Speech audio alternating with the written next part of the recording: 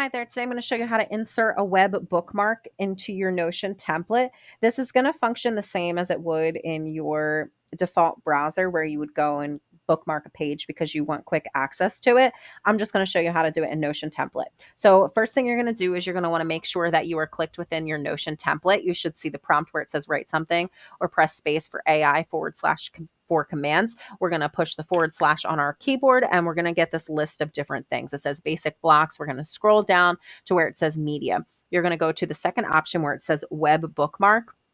And you're going to click on that. You're going to see this little page populate.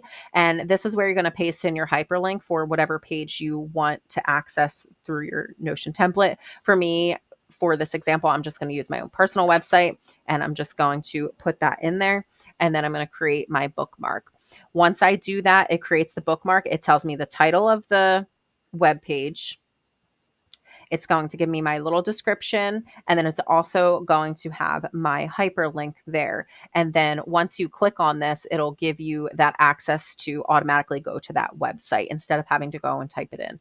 And that is how you insert a web bookmark into your Notion template. If you found this video to be helpful, please check out my other videos. You might find those to be helpful too. Thanks.